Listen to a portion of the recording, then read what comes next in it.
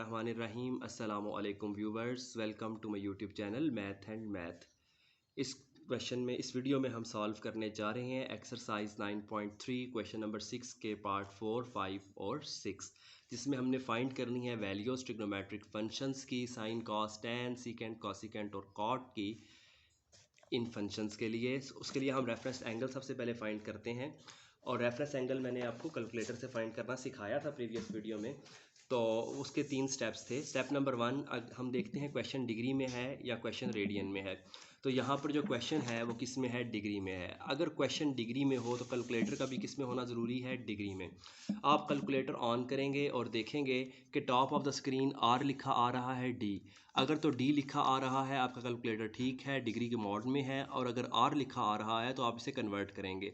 कैसे कन्वर्ट करेंगे, shift mod यानी कि एंगल, उसके बाद आएगा एंगल यूनिट यानी कि 2 प्रेस कर देंगे। 2 पर लिखा आ रहा है डिग्री, 1 पर तो हम 1 प्रेस करेंगे तो टॉप ऑफ द स्क्रीन आपके पास लिखा आ जाएगा डी, यानी कि कैलकुलेटर किस में चला जाएगा, डिग्री में।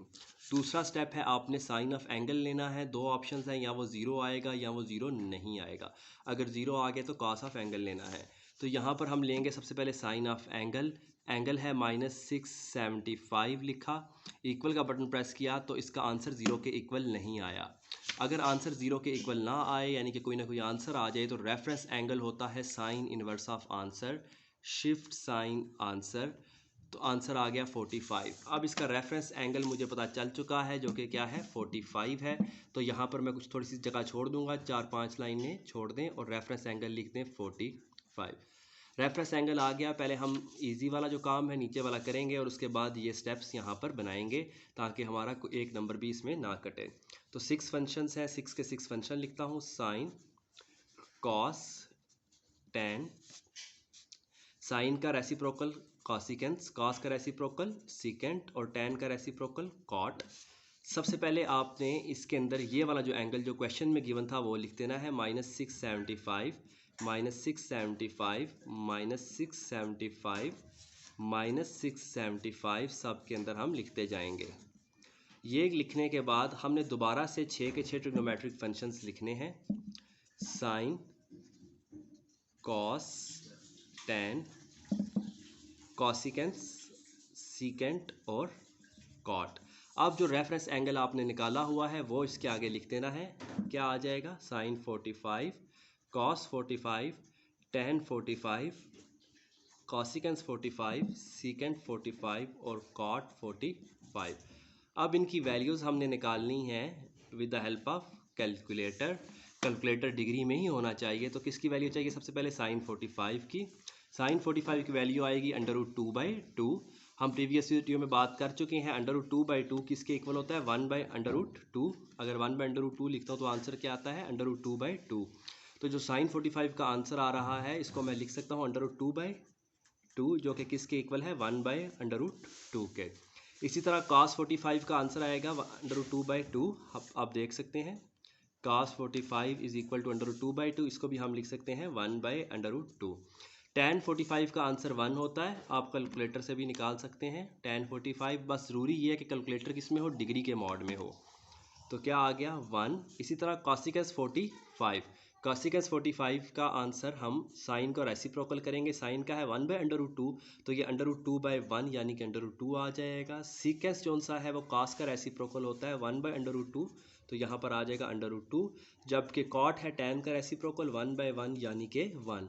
तो ये हमारे पास 6 आंसर्स आ चुके हैं। अब दरमियान वाले स्टेप्स जो इनके सेंटर में करने हैं तो उसका तरीकाकार ये है कि आपने 2 बार लिख लेना है -675 -675। जो पहले स्टेप में लिखा होगा यहाँ पर आपने अपना रेफरेंस एंगल लिख देना है 45। ये +45 है, जब इक्वल के इस साइड पर आएगा तो क्या हो जाएगा, -45। तो -675 -45 करेंगे तो क्या आंसर आता है, -720। तो यहाँ पर लिख देना है आपने -720, यानी कि यहाँ पर क्वेश्चन वाला एंगल, यहाँ पर जो रेफरेंस एंगल फाइंड किया है ये वाली वैल्यू कैसे आएगी, ये प्लस है, यहाँ पर आकर माइनस कर देंगे, -675 -45 तो -720।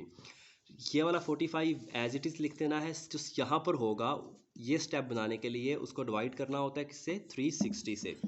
720 डिवाइडेड बाय 360, तो क्योंकि -720 आप भी -720 लिखें, डिवाइड करें 360 से, इक्वल का बटन प्रेस करें तो क्या आ गया -2, तो आप लिखते हैं इसको -2 इंटू 360।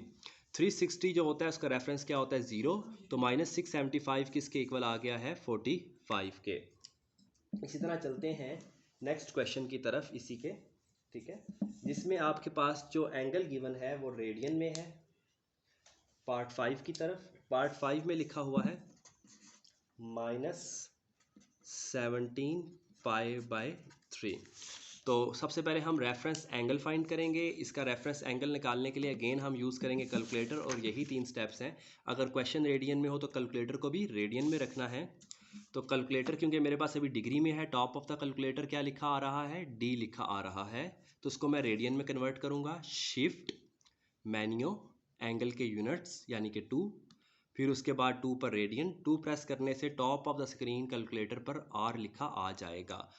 उसके बाद क्या करना है, आपने साइन ऑफ एंगल फाइंड करना है स्टेप नंबर 2 पे, यानी कि आप लिखेंगे sine of angle -17 π/3। Sine of angle अगर 0 के इक्वल ना आए, इसका कोई आंसर आए, तो रेफरेंस एंगल क्या होगा, sine inverse of answer. Shift sine answer लिखोगे तो क्या आ जाएगा π/3। तो रेफरेंस एंगल जो मेरे पास आ चुका है इसका वो क्या है, यहाँ पर लिख देते हैं, reference angle is equal to 1/3 pi. अब ये दरमियान में थोड़ी सी जगह आपने छोड़ देनी है जहाँ पर हम स्टेप्स करेंगे कि इसका रेफरेंस एंगल ये कैसे निकला। नेक्स्ट स्टेप्स जो उनसे हैं वो इजी हैं। आपने 6 के 6 ट्रिग्नोमेट्रिक फंक्शंस लिखने हैं, पहले ये वाला एंगल, फिर उनके साथ ये, और इसकी वैल्यू निकाल कर कैलकुलेटर से आपने लिख देनी है, और डायरेक्ट भी वैल्यू आप निकाल सकते हैं। तो लिखते हैं सबसे पहले sign cos tan cosecant secant और कॉट, इधर सब के साथ लिखेंगे -17 π/3 -17 π/3 -17 π/3। इसी तरह यहाँ पर भी और यहाँ पर भी -17 π/3 -17 π/3 -17 π/3। आगे 6 ये फंक्शंस दोबारा से लिखेंगे, और इस बार जो हमारे पास रेफरेंस एंगल है वो लिख देंगे π/3 साइन कॉस π/3 tan π/3, जो हमारा रेफरेंस एंगल है वो हमने यहाँ पर लिख देना है, सीकेंट π/3 और कॉट π/3। 6 के 6 आपने वैल्यूज़ लिखी। उसके बाद आपने क्या करना है, कैलकुलेटर से वैल्यूज़ निकालनी है। साइन π/3 लिखा, क्या वैल्यू आ गई, √3/2, तो इसकी वैल्यू है √3/2। इसी तरह लिखेंगे कॉस π/3, क्या वैल्यू आती है 1/2, यहाँ पर लिख देंगे 1/2।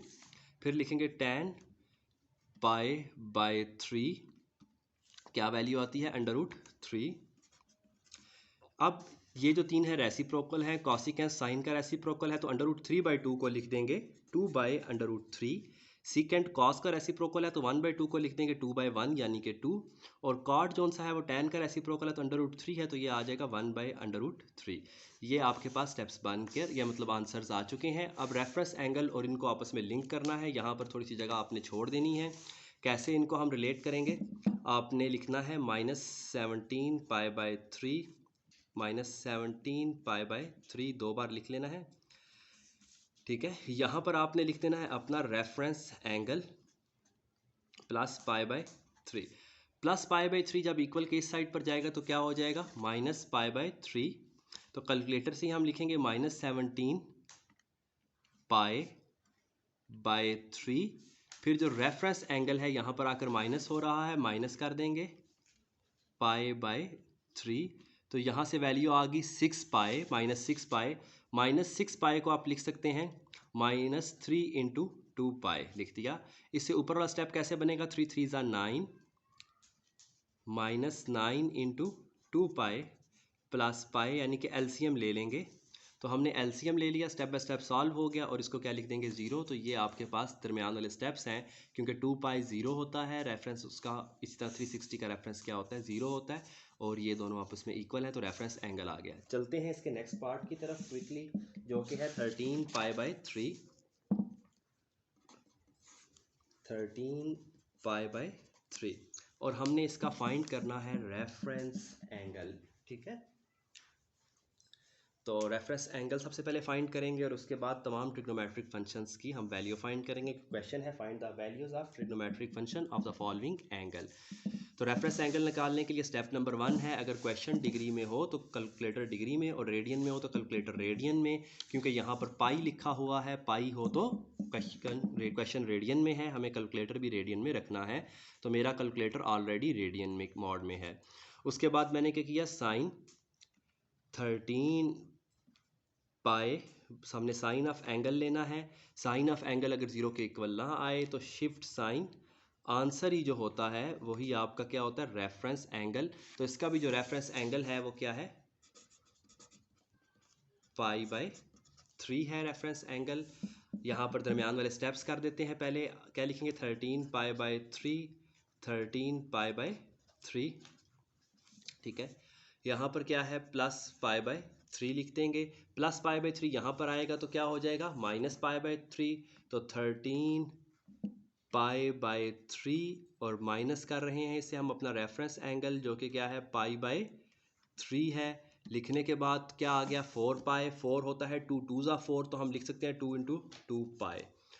इससे ऊपर वाला स्टेप बनाने के लिए हम एलसीएम लेंगे, 3 2 ज़ा 6 into 2 pi plus pi divided by 3। 2 पाई जो है वो 0 के इक्वल होता है, तो रेफरेंस एंगल क्या आ गया हमारे पास पाई बाई 3। हम रेफरेंस एंगल निकाल चुके हैं।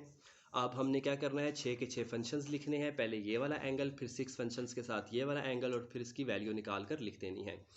तो लिखेंगे sine 13 pi by 3, sine cos, tan, cosecant, secant और कॉट, सब के साथ लिखेंगे 13 pi by 3, 13 pi by 3, 13 pi by 3, 13 pi by 3 and, ठीक है। इसी तरह फिर 6 के 6 फंक्शंस लिखने हैं, sine, cos, tan, cosecant, secant और कॉट। आप देख रहे होंगे मैं हमेशा कॉसिकेंस पहले लिखता हूँ, क्योंकि कॉसिकेंस साइन का रेसिप्रोकल, सीकेंट कॉस का और कॉट टेन का, तो ये तरतीब इस तरह रखें तो आसानी हो जाती है। पाई बाई 3, पाई बाई 3 सब के साथ लिख देंगे। उसके बाद इनकी वैल्यूज़ निकाल कर लिख देंगे। प्रीवियस क्वेश्चन में भी पाई बाई 3 ही रेफरेंस एंगल आया था, तो यही वैल्यूज सेम रिपीट होंगी, √3/2, 1/2। ठीक है, तो आप अगर वो वैल्यूज़ आपके पास लिखी हुई हैं तो आप क्विकली पेपर्स की तैयारी के लिए इसको वीडियो को थोड़ा सा फास्ट भी चला सकते हैं। √3/2, इसी तरह cos π/3 लिखेंगे, यहाँ पर cos π/3 होता है 1/2 और tan π/3 होता है √3। ठीक है, ये 3 वैल्यूज़ निकालनी है और उसके बाद आपने रेसिप्रोकल लेना है। कॉसिकेंस जौन सा है वो साइन का है, तो √3/2 है, तो ये क्या हो जाएगा 2/√3, उल्टा कर देंगे, 1/2 है तो 2/1 यानी कि 2 लिख देंगे इसको, और ये √3 है तो 1/√3 आ जाएगा। तो ये हमारे पास स्टेप बाय स्टेप इसका क्या हो गया, सोल्यूशन हो गया, रेफरेंस एंगल भी निकल आया। चलते हैं नेक्स्ट 3 पार्ट की तरफ नेक्स्ट वीडियो में। Thanks for watching. अगर चैनल पर आप न्यू हैं तो चैनल को सब्सक्राइब करें, लाइक करें, कमेंट करें, अपनी राय का इज़हार करें।